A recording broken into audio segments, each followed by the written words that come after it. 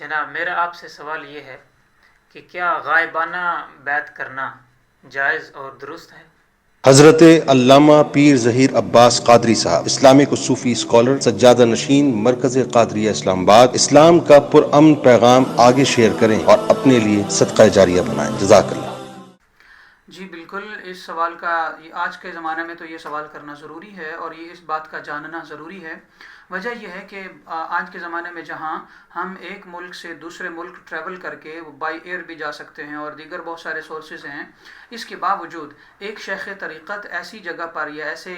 مقام پر یا ایسے پلیس یا ایسے کنٹری میں موجود ہیں کہ ہمارا ان کے پاس جانا پاسبل نہیں رہا، مگر ہم چاہتے یہ ہیں کہ ہم ان کے بیعت ہو جائیں اور ہم ان کے روبرو اور یعنی فیس ٹو فیس ہم نہیں جا سکتے، تو کیا کریں؟ تو بیسک آپ کا جو سوال ہے وہ یہ ہے۔ تو اس کا جواب یہ ہے کہ شیخ طریقت موجود نہ ہوں سامنے تو اس کے باوجود بھی بیعت کر لینا جائز ہے اور بیعت ہو جاتی ہے۔ اس پر دلیل کیا ہے؟ آئیے میں قرآن مقدس سے آپ کو دلیل دیتا ہوں۔ سورہ فتح آیت نمبر 10، اللہ رب العالمین نے ارشاد فرمایا،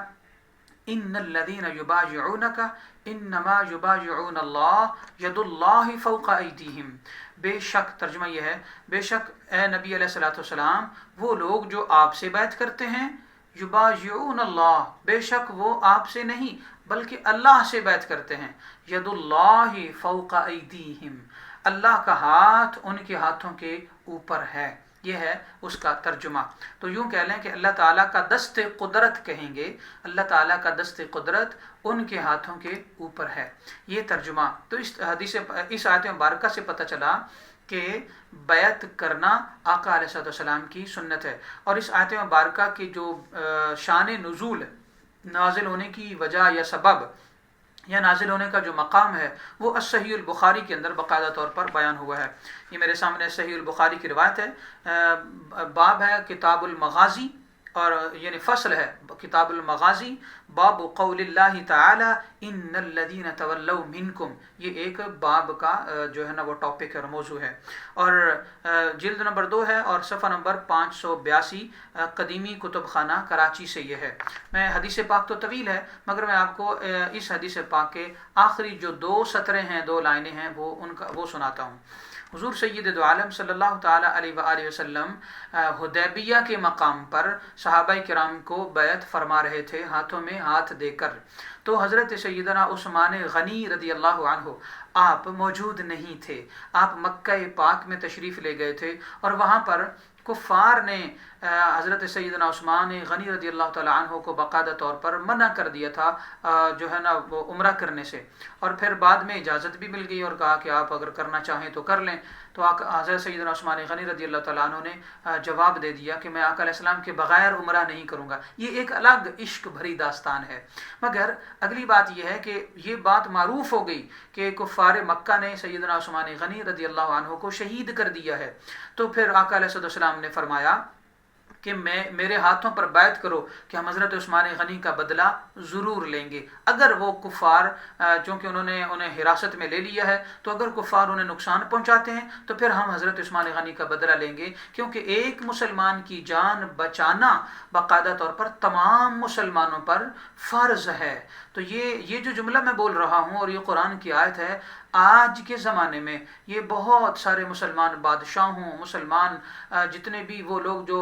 صاحب اقتدار ہیں، ان کے لیے بڑی غور طلب بات ہے کہ کہاں کہاں ہمارے مسلمان مر رہے ہیں اور کہاں کہاں پھر ہم آنکھیں بند کر کے اور آنکھیں چرا کے چپ کر جاتے ہیں۔ تو یہاں ایک حضرت عثمان غنی، ان کی شہادت کی خبر ابھی آئی نہیں، صرف حالات بنے ہیں، تو آقا علیہ السلام نے بیعت لے لی۔ لہٰذا حضرت عثمان غنی رضی اللہ تعالیٰ عنہ کی طرف سے بھی آقا علیہ السلام نے فرمایا، ان کی طرف سے بیعت لینا ضروری نہیں تھا، مگر آقا علیہ السلام نے بیعت کی اہمیت کو سامنے رکھتے ہوئے اور مد نظر رکھتے ہوئے حضرت سیدنا عثمان غنی کی طرف سے بھی بیعت لی۔ وہ کس طرح لی؟ حدیث کے الفاظ ہیں، فرمایا کہ فقال رسول اللہ صلی اللہ علیہ وسلم بیدہ الیمنی ہذہ ید عثمان، کہ آقا صلی اللہ علیہ وسلم شاہ فرمایا کہ یہ میرا دایاں ہاتھ، یدہ الیمنی، یہ میرا دایاں ہاتھ، ید عثمان، یہ عثمان غنی کا ہاتھ ہے، فضرب بها علی یدہ، تو آقا علیہ السلام نے اس ہاتھ کو اپنے ہی دوسرے یعنی لیفٹ ہینڈ پر یوں کر کے مارا۔ اور یوں کر کے رکھ کے فرمایا وقال هذه لعثمان، یہ ہو گئی بیعت عثمان غنی رضی اللہ تعالیٰ عنہ کی طرف سے۔ تو آقا ایک تو حضرت عثمان غنی رضی اللہ تعالیٰ عنہ کو یہ شرف حاصل ہو گیا کہ آقا علیہ السلام ان کے ضامن بنے۔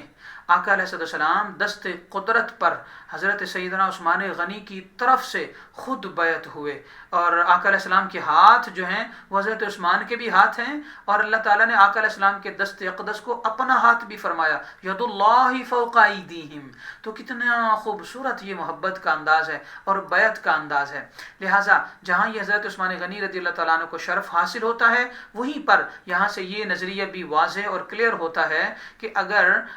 بیعت کرنے والا موجود نہ ہو شیخ طریقت کے سامنے تو بیعت کرنا جائز ہوتا ہے، اس کی طرف سے بیعت لینا جائز ہوتا ہے۔ لہٰذا آج کے زمانے میں واٹس ایپ کے تھرو، میسنجر کے تھرو، یا پھر ای میل کے تھرو، یا پھر میسج کے تھرو، یا پھر خط کے ذریعے، یا پھر فون کال کے ذریعے اگر بیعت ہوا جائے تو بالکل یہ 100% جائز ہے، اور آقا علیہ السلام کے بلکہ قرآن مقدس کی اس آیت اور بخاری شریف کی اسی حدیث سے ثابت ہے۔ لہٰذا دنیا بھر میں بیٹھا ہوا کوئی بھی مسلمان اگر چاہتا ہے کہ وہ فلاں شیخ طریقت کے ہاتھوں پر بیعت ہو جائے، تو اگرچہ وہ ہزاروں میل دوری کیوں نہ ہو، اگرچہ وہ ساتھ نہ ہو، تو وہ میسج پر، میسنجر پر، واٹس ایپ پر، وہ خط کے ذریعے اور